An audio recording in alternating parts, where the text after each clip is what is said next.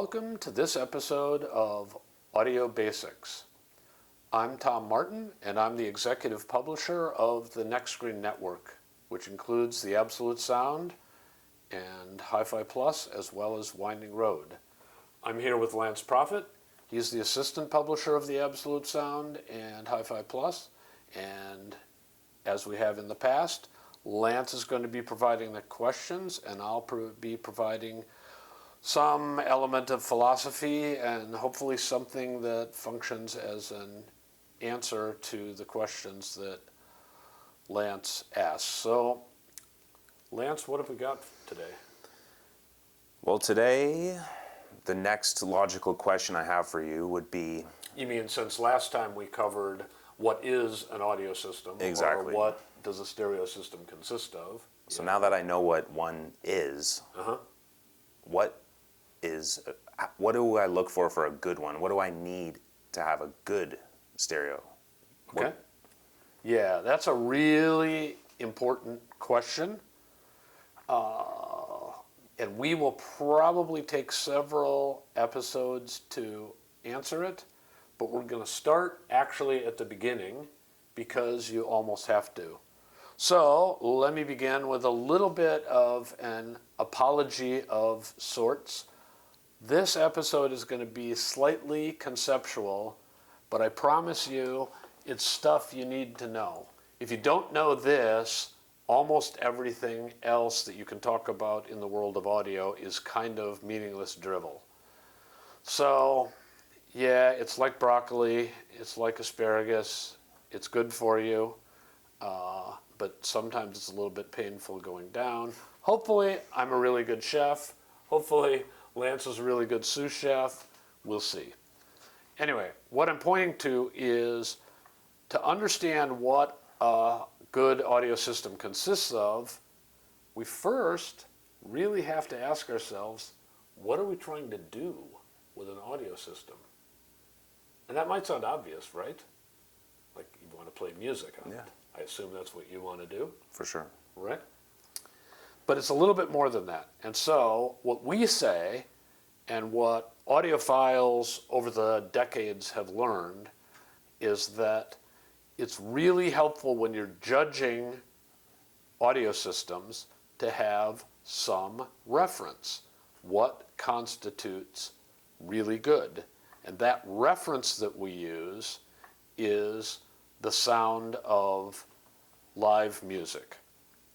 There's a reason for that. I'll get into that in a second, but I want to point out that the titles of our networks actually make reference to this, so it's something you can use to remember really what we're talking about. So, the title of the Absolute Sound is The Absolute Sound. What is the Absolute Sound?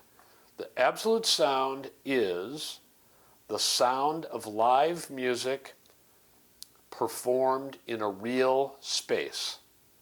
By real space, it means like a concert hall or a club or somebody's living room, wherever a reasonable performing space might be, because that provides a reference that we can use to judge whether it sounds like a thing we know.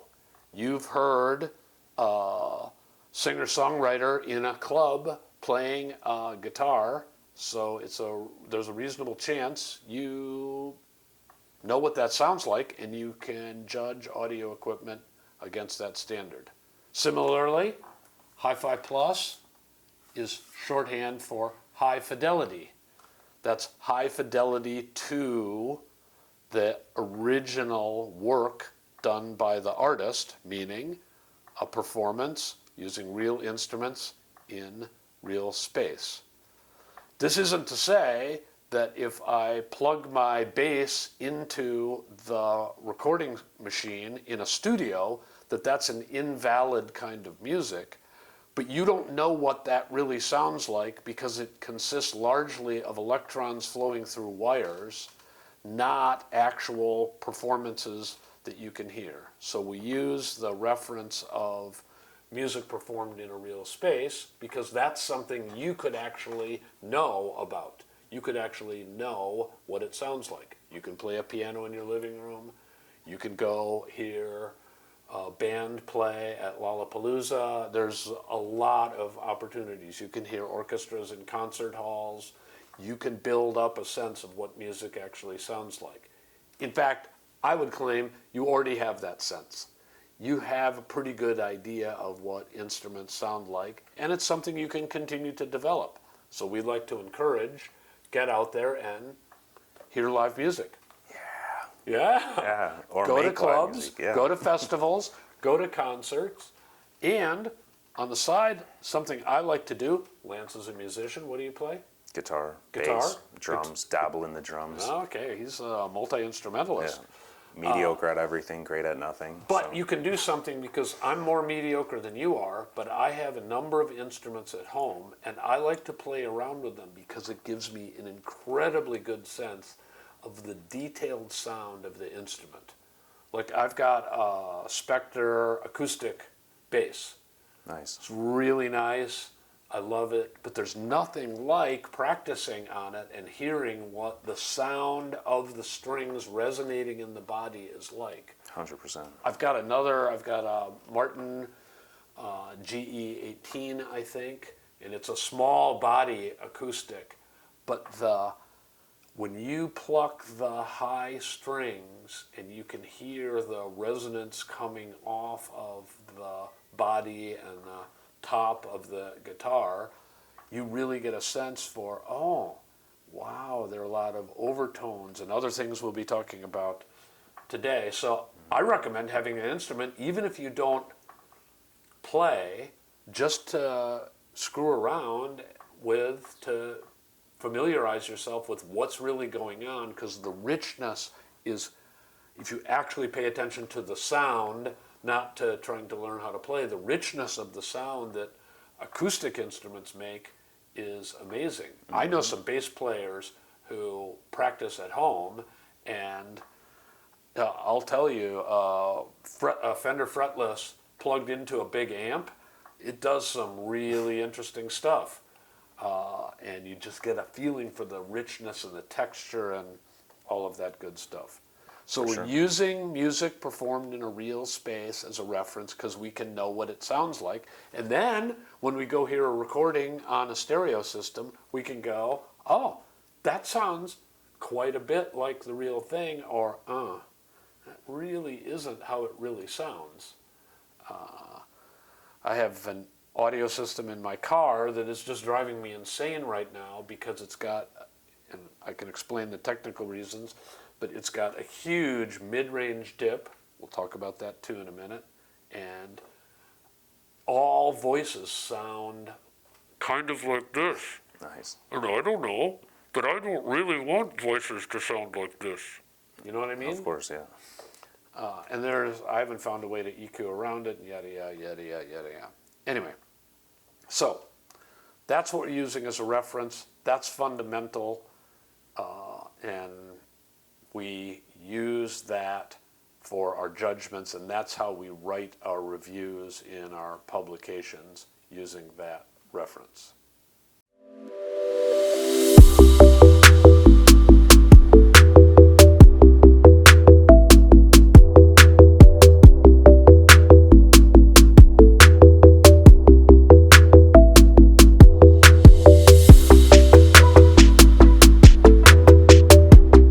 Now, in case that wasn't enough to make your head hurt, and I swear our objective is not to make your head hurt, but Let's hope not. actually after last night's dinner my head still kind of hurts a little bit. I want to go through some of the concepts that we use to break down how accurate the sound is. I'm going to go through a few of these today, and we'll continue in our next session to cover the remainder of these because these take a little bit of time. So we start with the idea of something called frequency response. All right, there are two words there, and they both have meaning, but let me first say frequency. When we talk about sound, one way to characterize sound is to identify the frequency component that we're talking about. So basically your audio system connects to your ear by pulsing, if you will, the air. So when my vocal cords vibrate, they don't directly stimulate Lance's brain. I mean, he really likes to hear me talk, but they don't directly stimulate Lance's brain. They vibrate the air, and the air goes back and forth in positive pressure and negative pressure because of my vocal cords vibrating. And that back and forth motion moves his eardrum, which stimulates the inner ear and ultimately connects to his brain, and we hope. Yeah, or lack thereof. But. And he understands that I'm saying words, but that vibration occurs at certain frequencies. I don't remember exactly, but the male voice is in the hundreds of hertz or cycles per second, back and forth movements per second. You don't really care about my voice. I can't sing, so you super don't care about my voice, but my voice does have tones at different frequencies.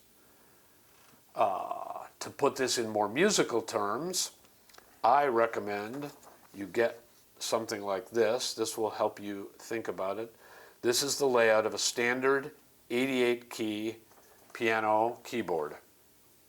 We'll put a link to some URLs on the internet where you can download a picture like this and print it out if you're sort of nerdy like me.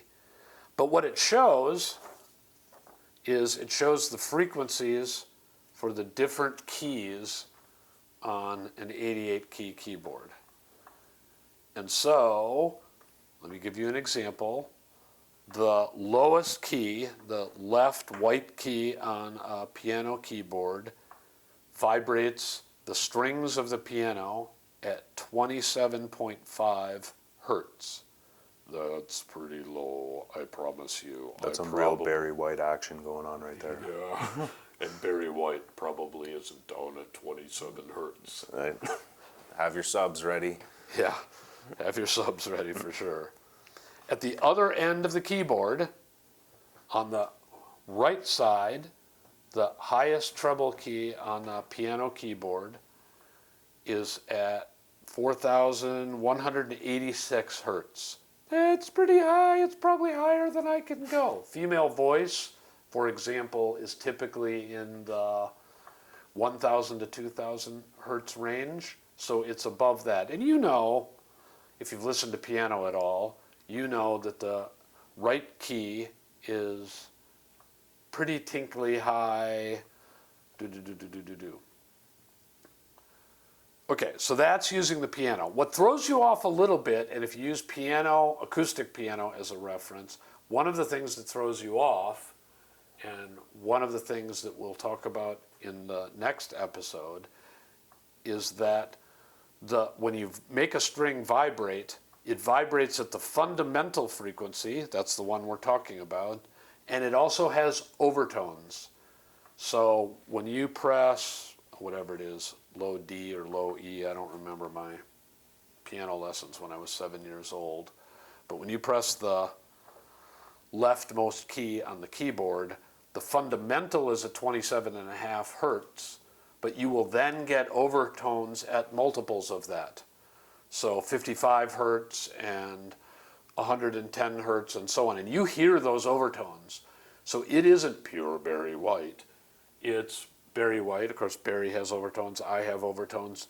Whenever you make a physical object vibrate, you are going to get vibrations at multiples of the fundamental frequency. So you hear that mixture of frequencies. If you got a synthesizer, you could, or a sine wave generator, you can definitely generate pure tones at different frequencies to really learn what they sound like. But as a starting point, pianos are easy to find. You can find the same charts like this for guitar, bass, violin. So there's lots of ways to go play around with instruments. Go to a music store, screw around a little bit. You'll get an idea of what low is, what mid is, what high is, because we're going to talk a lot about bass, which is low frequencies, mid-range, which is kind of where voice tends to be, and high frequencies like piccolo or flute or triangle or very high soprano voice of an opera singer. So when we talk about bass, mid-range, and treble, it's helpful to have a good idea of what we're talking about, because frequency is probably the most basic way to talk about how an audio system is performing. We start by talking about something called frequency balance. Many people are just naturally responsive to this. If I go take Lance to my listening room at home and I play something, one of his first reactions is likely to be, subconsciously maybe, but does that sound balanced?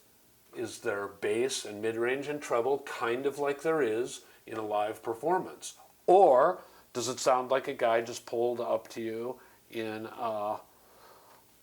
slammed Lincoln, and you can hear his license plate vibrating because all you can hear outside the car are his subwoofers? Well, it's like pure bass outside the car, and if that's how you were going to reproduce music, for most people who love music, it would drive you nuts, because you would be hearing like part of the band and not the other parts of the band. So we want balance between bass, mid-range, and treble. We want them in the right amounts, and those right amounts are the amounts they would have been in a live performance. Pretty simple and straightforward, but we want balanced frequency response. Not super trebly, not super bassy. We want to cover all the frequencies correctly, and that means the instruments sound like the instruments themselves. The voices sound like the voices themselves. My problem with my car stereo is voices don't sound like the voices themselves, because the car stereo is a bunch of bass and a bunch of treble and very little mid-range, and yet I said that the human voice is mostly mid-range. So they're taking out the thing that's like really makes the human voice the human voice. That's weird. And in my car, by the way, I listen to podcasts a lot, and it makes the clarity of the podcaster's voices terrible. Mm-hmm. And a lot of them don't have great audio to begin with, so it's a mess. So we care about frequency balance. That's point number one. The second thing with frequency response we care about is smoothness. So we could have approximately the correct amounts of bass, mid-range, and treble, but if within the bass range the response was very heavy at 74 hertz and very weak at 110 hertz, 74 hertz and 110 hertz are both bass frequencies, but the bass guitar would still sound unnatural because we're exaggerating certain parts of it and we're underemphasizing other parts of it, and it won't sound like a bass. In fact, you can pretty easily make a violin sound like a viola, and you might be like, I don't care, but let me just say, Beethoven cared, and Haydn cared, and Mozart cared. So if you really want to hear what they were trying to get across, then we might want to care. And the more we make violins sound like cellos, they never really sound like cellos, they sound weird. And weird is just like disturbing. Mm. So we want to have smooth response within each of these ranges. I will tell you, especially in the treble and the upper mid-range, when you get a very peaky sound, so the overall mid-range level is right, but say 2500 hertz is 10 dB up and 1000 hertz is 5 dB down, it sounds annoying. It sounds grating. It's fingernails on the chalkboard time. So we want smooth response. We want, within these frequency bands, we want the micro changes in frequency level to be smooth. So that's the second point, frequency, smoothness. The third point is in frequency response, we would like to have, ideally, our audio system be wide range. Let me give you an example of not wide range. And actually, to give credit where credit is due, given what they're working with, an iPhone is not super terrible, but you cannot, the physics do not allow it. This cannot make low frequencies. So this is mainly a mid-range reproducing device. Mid-range is super important to music, so it works okay, but you're never going to get bass out of this. Right. I mean, out of the speakers in the phone itself. You can plug the phone into a stereo system and then you might well be good to go. You're also really not going to get upper treble. So we would ideally, if we want to reproduce Barry White correctly, and if we like Stanley Clarke, and if you like Stanley Clarke, you and me, babe. But when Stanley's playing, open E, I think it is on bass, when he plays an open E on some of the tunes on this first Stanley Clarke record, he's making some noise down low, and you will not hear it on an iPhone. No. But you will hear it on a good stereo, and that's a good day if you ask me. For sure. Stanley cranking it is one of the better experiences you can have. Anyway, you get my point. We want to have the audio system be able to reproduce from relatively low frequencies, typically 20, 30, 40 hertz kind of range, up to, we typically say, 20,000 hertz. That's very, very high. But there are reasons we might even want to go higher than that, even though it is commonly said that human hearing extends from 20 hertz to 20,000 hertz. For the most part, there isn't a lot of music down around 20 hertz, so it's not the most important thing. And the impact of 20,000 hertz is pretty subtle, but I would argue potentially quite valuable, and we'll get into that later on. But normally we say we'd like the system to do 20 to 20,000 hertz. Really, for the most part, we're aiming for something like 30 to 20,000 hertz, and we'd like to do that range with smoothness and balance. And that's the story of frequency response. We will talk about it a lot when we're talking about specific equipment and reviewing stuff, and we're talking about equipment in real rooms and all sorts of things. So the most common thing we're going to talk about when we characterize audio equipment is going to be frequency response. But to encourage you to come back for episode 3, those 3 points about frequency response, frequency balance, frequency smoothness, and frequency range, are just 3 of the 10 fundamentally important qualities of an audio system. So I invite you to look for episode 3. We should have it up in another week or so. And I hope you've enjoyed episode 2 of Audio Basics. Anything to add? Thanks everyone for tuning in. Like and subscribe, and a quick shout out to someone made a comment on our last video of no, step 1, make money. And I had a chuckle for that, because obviously I haven't even got to that question yet. That'll be after these 10, I'm sure. Great, I've learned all this stuff. How much? But yeah, we'll get there. We'll right? get to I'm how sure. much. Yep. All right. Thank you, Lance. Thanks for the details. Thanks, everybody.